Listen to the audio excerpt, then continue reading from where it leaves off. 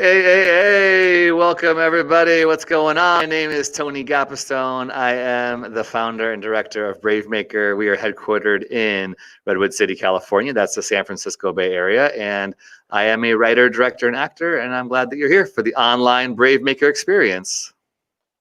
Hey everybody, I'm Christina Jackson. I'm also an actor, writer, and advocate. And I'm super excited for today's show. And we are starting something new. If you've been following along with Christina and myself, it's really cool to be able to say every Friday at 3 p.m. Pacific time, 6 p.m. Eastern Standard Time, we do a live show. We chat with actors and creatives from all over the country and world sometimes. But we also have started a thing on Monday. Once a month, we're talking to an actor, dancer, singer in New York City named Zoe Lytle. We did that last week, but today we're starting a new stint. Dun, da, da. It's called an LA Film School Story. So Christina and I, both of us did not go to film school, but we know, right, that a lot of people get to do that. And so we're excited for this new segment to talk to somebody who's living it, breathing it, dreaming it. So here's a quick intro and then we'll meet our special guest.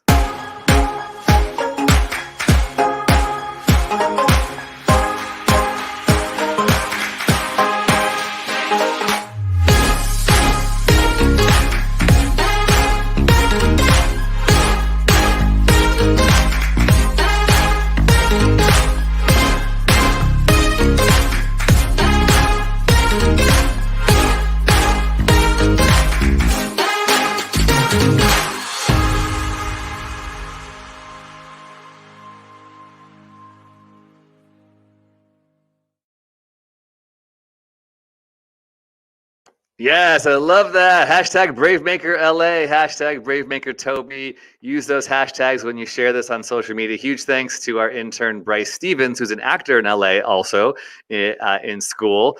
And he did that up for us. But let's bring on Tobey Lynn. Hello. Hey. I love that intro. Yes, I hoped you Amazing. Would. Very LA. I loved it. Very LA. All right, Tobey, just get into it. You're a freshman at Chapman University in the middle of a pandemic. you packed it all up and you started. Tell us how you knew you wanted to go to film school and why you decided to go. Oh gosh. Ever since I was younger, I was always making videos. I would always steal my dad's MacBook and I would always use photo booth and there's probably millions of videos of me like singing or making random little skits of me just talking my head off probably. And I would always like in school, I'd always want to do video projects instead of like writing like a normal paper or stuff like that. I'd always opt for like the more creative option. And so that kind of really sparked like my creative passions and like I really wanted to start pursuing that.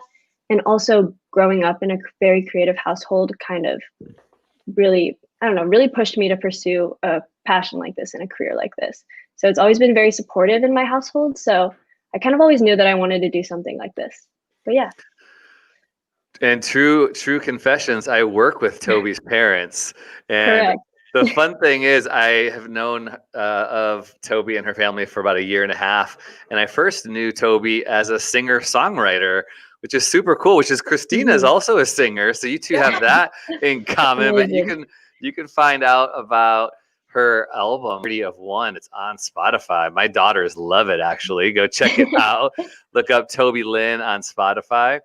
So you are a multi-hyphenate. You are many things, which is really cool, which you have to kind of be. So yeah, I'm excited to be able to hear your story. I love what you shared about the photo booth. That really brought back memories. I remember being back, just doing all kinds of wild stuff on the photo booth. And acting in front of it, and that was really the first way. Have you ever like captured that footage and thought about compiling it, or have you just used that as inspiration to launch your other projects?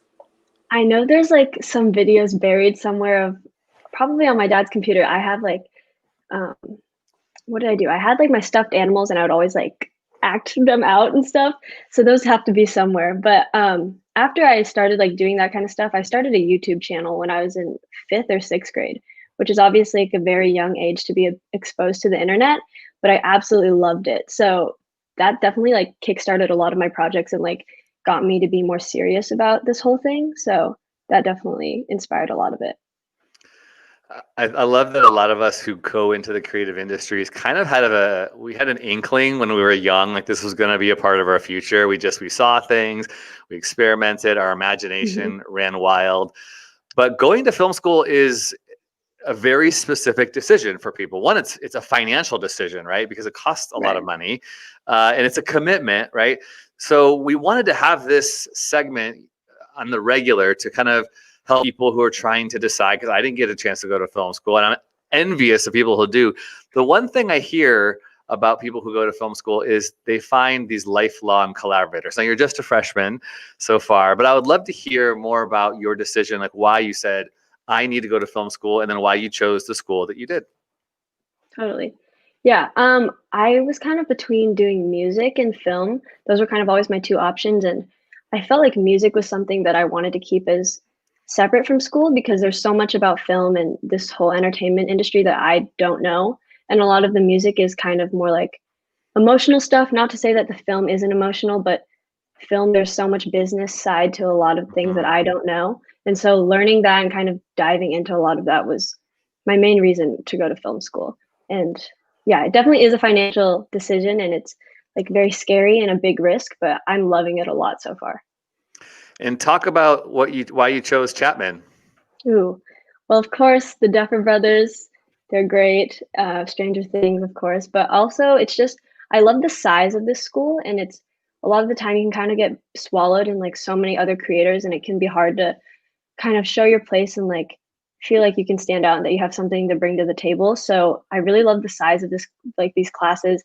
My major is television writing and production, and there's about 26 people in my major, I believe. And Wow. so you're just constantly working with each other. All of us are like already have become like best friends. And like, since these are the people that I'm going to potentially be working with in the industry one day, it's so great to like form these connections now and just like really get working on stuff. And we're all so passionate and being around so many talented creators is like incredible. So it's definitely something I'm not used to, but I love it a lot so much.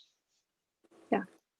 And Tobey, what stories for you are the most activating? What stories have you been compelled you want to bring to life through film, through television? Mhm. A lot of them have been like self-reflective. Right now, I'm working on projects. We had to like create a character for my visual storytelling class, and so I made a character, and she's like a music artist, and she's trying to make it. She moves out to LA, kind of self-reflective, I think. But Sounds that, familiar.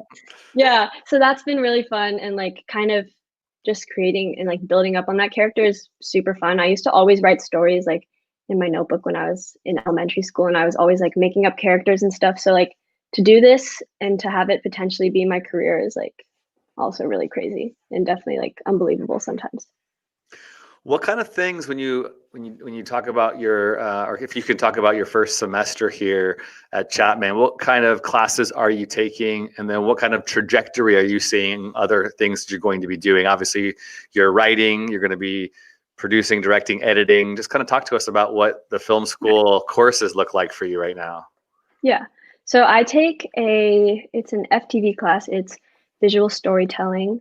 And that has been really cool. I work with this teacher. Her name is Saja. She's incredible. And she's worked on stuff like Devil Wears Prada. Yes. Yep. Yeah. Yep. Devil Wears Prada. That's really cool. And then I'm also taking a comedy writing class. So that's hard because it's like hard to be funny. Like comedy is like very objective. And so that's been really cool to learn about and kind of dive into that.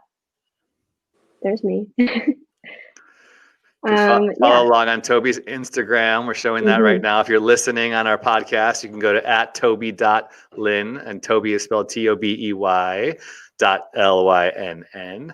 So visual storytelling, comedy writing. What's one or two things you can share that you have learned so far, maybe that you hadn't known Ooh. before? Currently we're kind of learning how to direct actors, which is really cool. And also, this is like more of a general thing, but I've been trying to teach myself that it's okay to like not know what something means. I wrote my first ever script a few months ago. I had never written like a real Woohoo! script, which was really cool.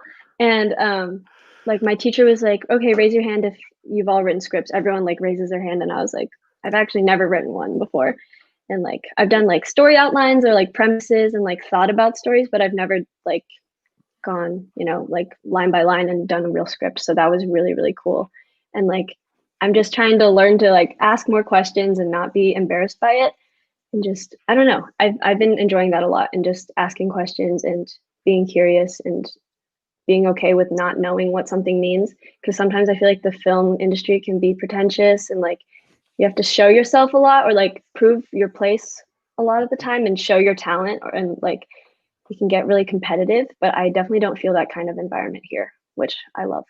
That's great. Stay curious. I like that. Yeah. Oh, beautiful. So you mentioned Stranger Things. What other stories are you really inspired by? What kind of show would we expect from Tobey, say in a couple of years? Right now, I just watched the show Atlanta with Donald Glover. He's one of my favorite artists of all time. I think he's incredible. Like I take so much from his artistic career. Like he Yeah. kind of just does everything, and I would love to do that and like have the platform to make whatever I want one day. So like he inspires me so much. So Atlanta's definitely up there. I started watching Master of None, which is really good. He's also Great like show. really great. Yeah, and he's a writer and an actor, like does everything too, which I love a lot. So those are kind of the two top ones for me right now. That's cool. Shows, and they're pretty comedic. So it's nice Yes. sliding into that. Are you liking hmm writing? Are you finding it extremely challenging, or do you feel naturally this is a good fit for you? I'm loving comedy writing. Next semester, I'm going to be taking drama writing, so that's like an automatic switch for sure.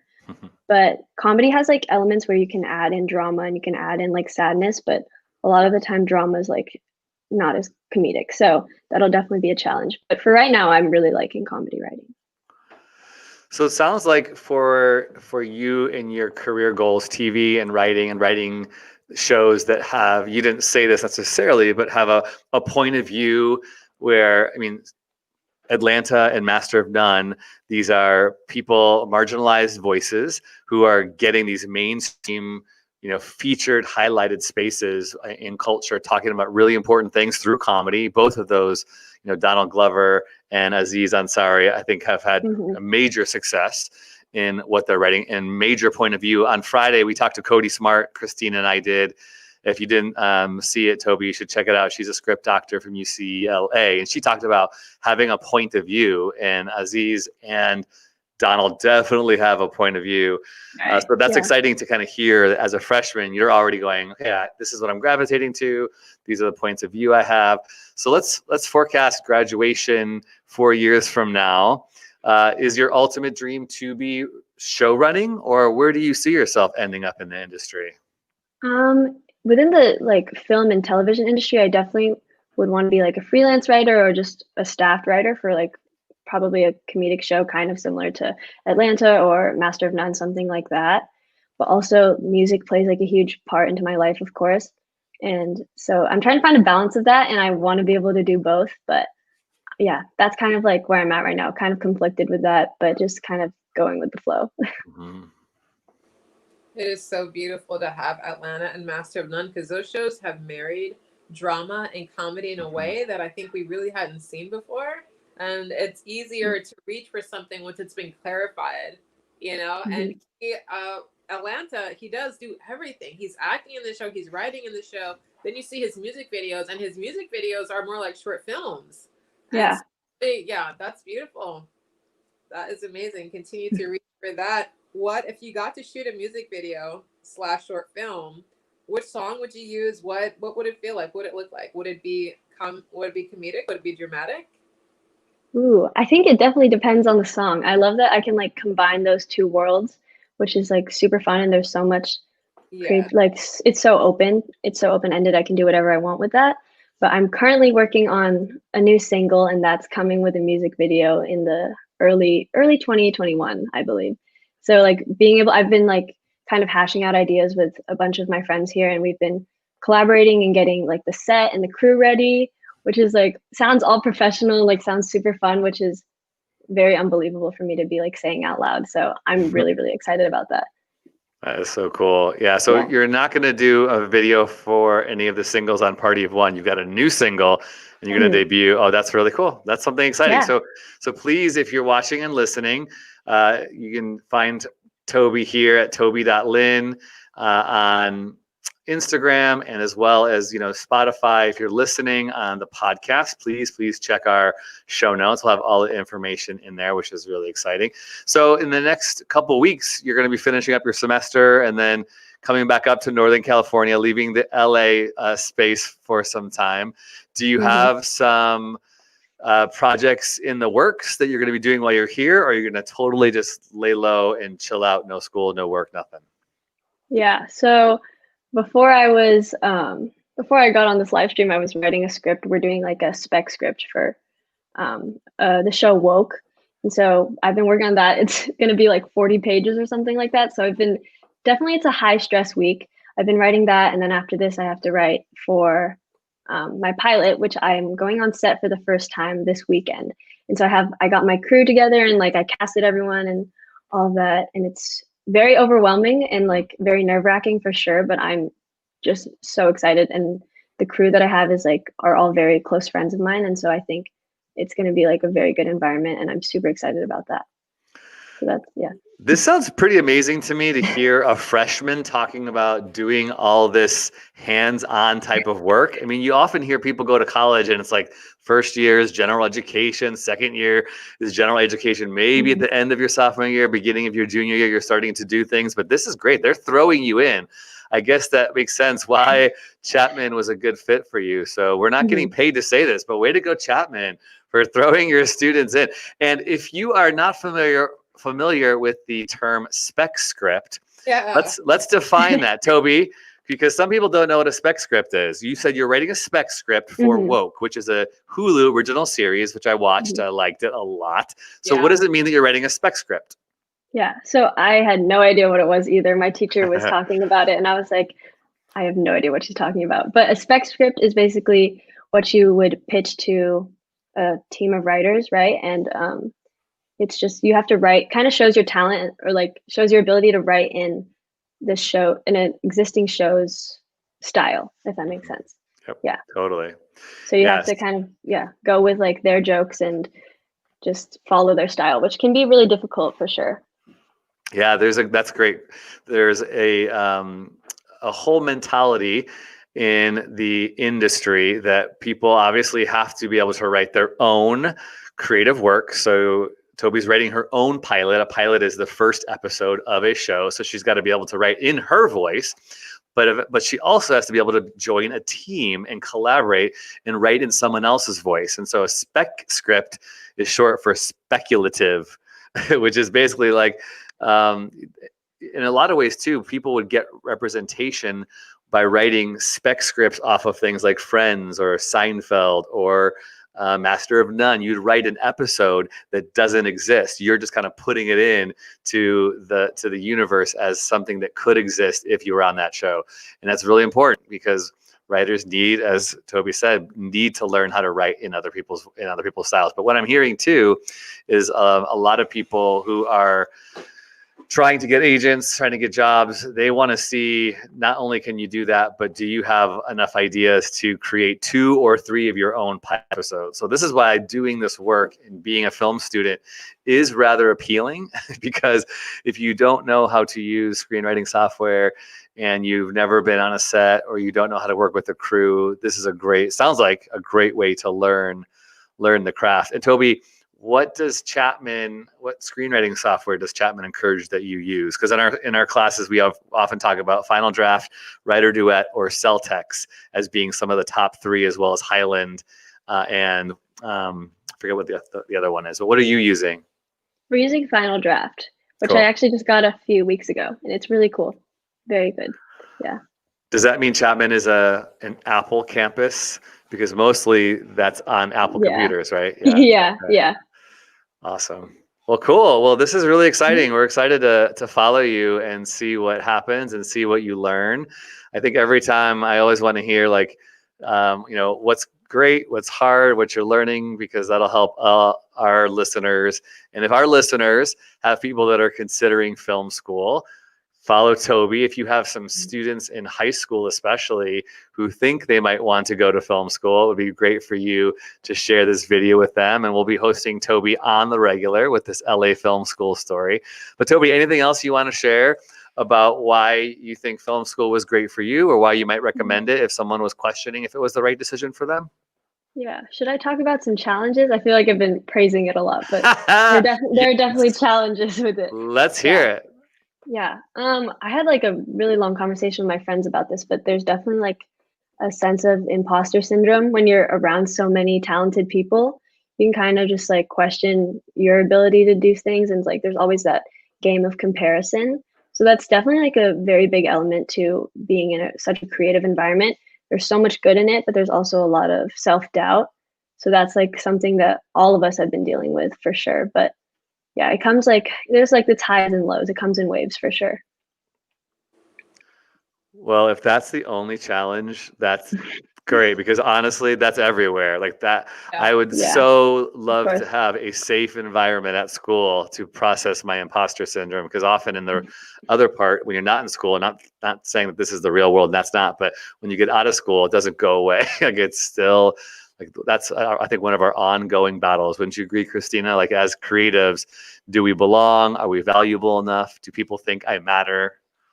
It takes a lot of bravery. Put yourself out there, put your work out there, feel that it's valid and your voice is valid and it should be heard. But you just have to continue to believe that your story matters, and you should share it in every way possible, dramatically, comedically, wherever you naturally drawn to. For sure. Both. And Tobey, I'd also love, are there any other challenges, please share. But as a woman and as a woman of color, you are breaking some ceiling, and thanks to Kamala Harris for breaking a ceiling in our political system. But do you feel any of that pressure? What are the demographics like at Chapman? Yeah, the demographic here, well, also I'm in Orange County, so very, very conservative and Republican.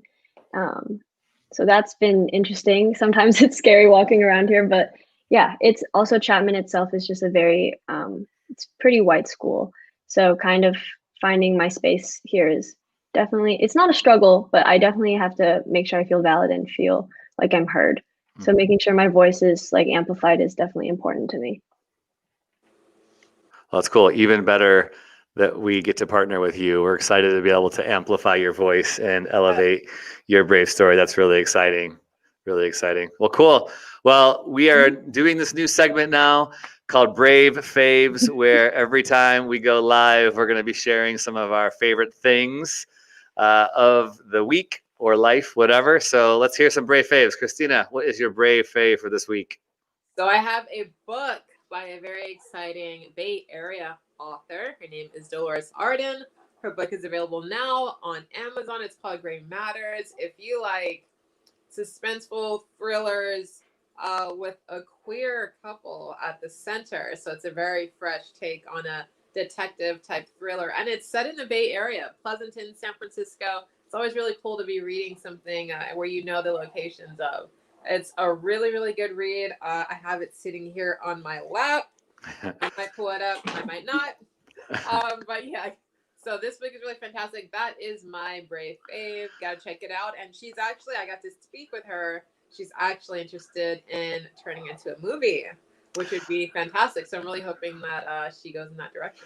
Dolores, if you're listening, let's have you on the show. Let's talk about that.